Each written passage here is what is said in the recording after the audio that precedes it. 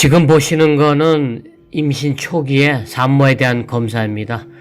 요 위에 두 가지는 간 기능, 현재 간 기능이 정상인지, 또 당뇨병이 있는지, 콩팥에 문제는 없는지, 빈혈은 정상인지, 또 이 빈혈 중에서도 유전성이 있는 빈혈이 있습니다. 그래서 아기 태아에게 유전되는 병인지 알아보고자 이런 검사를 시행합니다. 두 번째는 이 혈액형 검사입니다. 이제 A, B, AB, O형 이렇게 네 가지로 나눌 수 있는데요. 이제 RH 네거티브 또는 RH 포지티브, RH 양성, 음성 이렇게 나눌 수 있는데요. 동양에서는 한 98 내지 99%가 RH 양성이고요. 그 다음에 RH 음성은 약 1% 이하입니다. 그러나 서양 사람은 약 15%에서 RH 음성을 나타냅니다.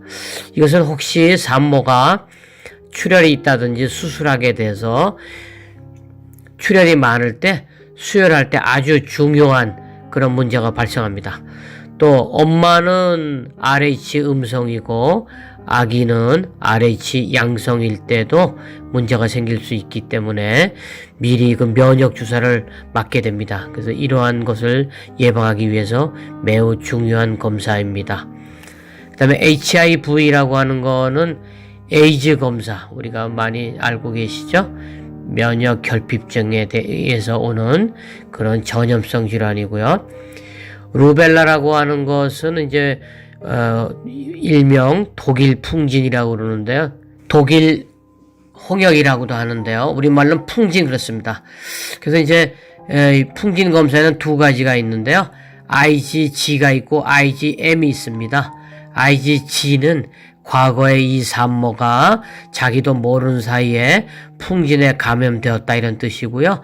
IgM은 최근에 이 산모가 풍진에 감염되었다 이런 뜻이 되겠습니다.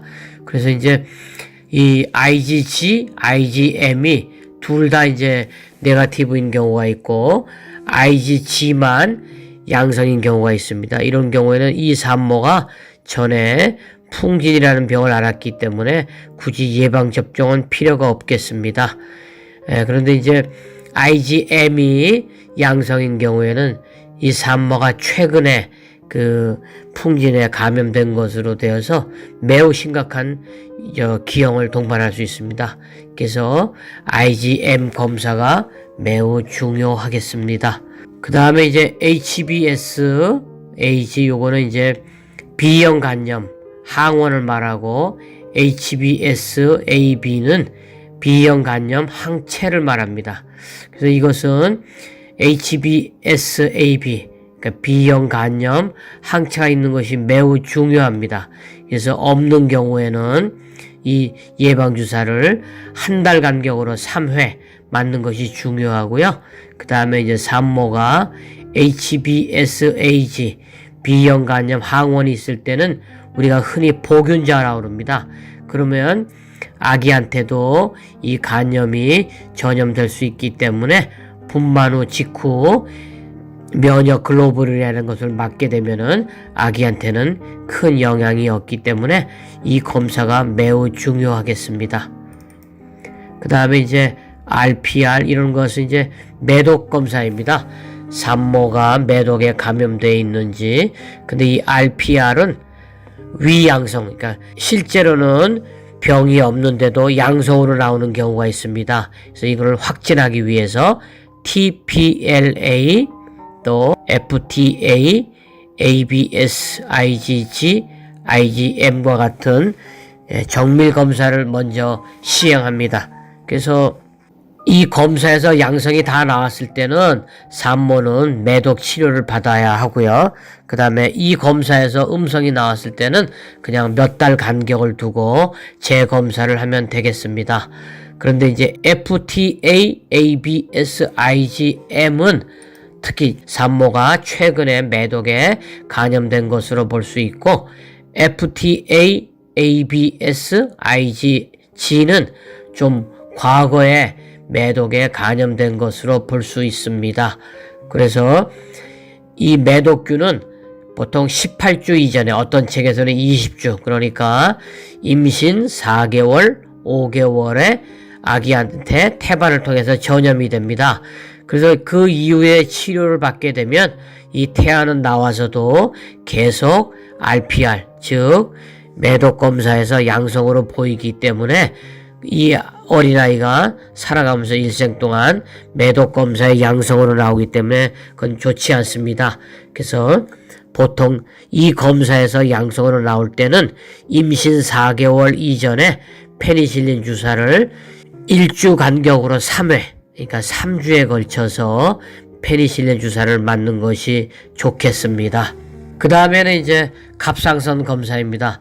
임신을 하게 되면은 산모 몸 상태가 변화가 심하기 때문에 마치 갑상선 질환이 있는 것처럼 이렇게 보일 때가 있습니다. 그래서 이 갑상선 질환이 있는지 없는지 구분을 해서 거기에 적절한 치료를 하는 것이 좋겠습니다.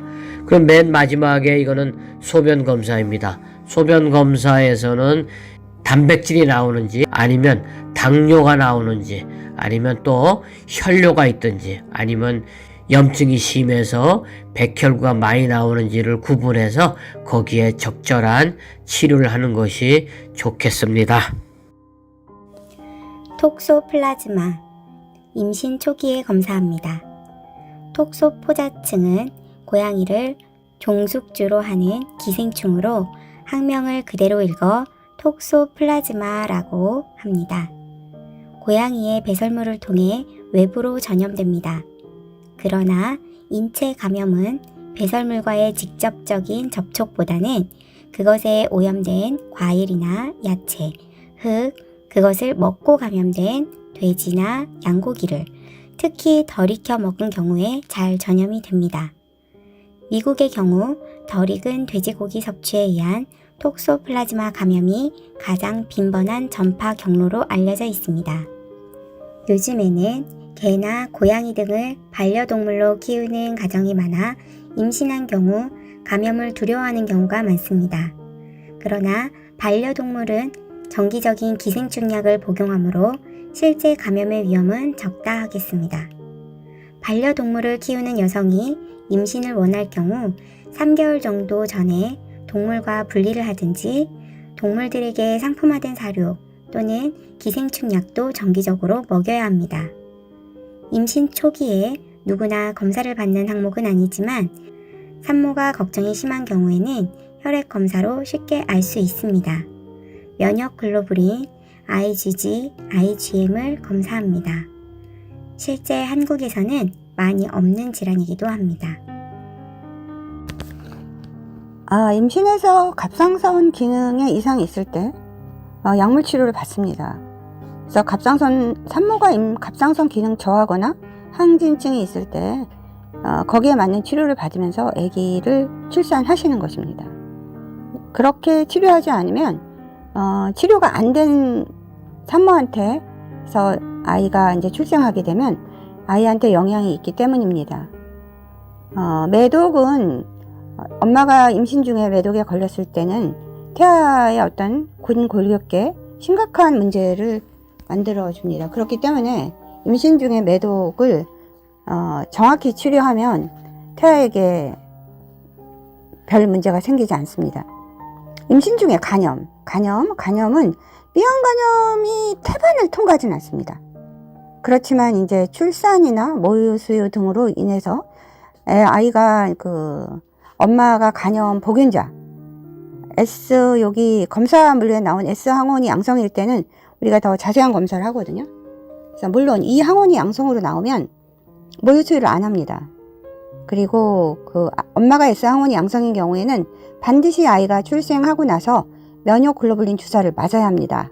그렇게 하지 않는 경우에 우리 옛날에 보면 그 집은 대대로 간이 안 좋아 이런 얘기들은 과거에 우리가 엄마가 간염인데 이렇게 관리하지 않았을 때 아기가 어려서부터 간염 복균자가 돼버리는 것입니다. 그래서 이제 간경화 이렇게 병이 진행되는 것이죠. 그래서 임신했을 때 검사해서 체크할 걸. 그리고 또 하나 이제 산모들이 오해를 하는데요. 풍진에서 IgM은요 지근 감염이에요. 그리고 IgG는 내가 옛날에 걸려서 항체가 있는 면역력이 있는 것입니다. 그래서 IgG랑 IgM이랑 혼돈을 하셔서 막 불안해하시면서 검사지를 갖고 오시거든요.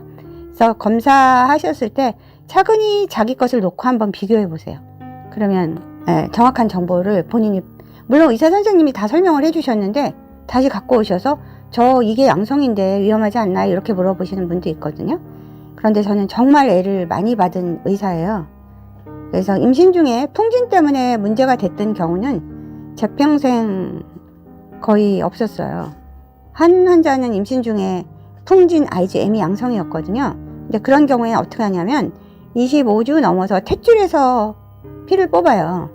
그거는 대학병원에서 산과를 전공하신 선생님도 중에서도 특별히 훈련이 되신 선생님만 할 수 있어요.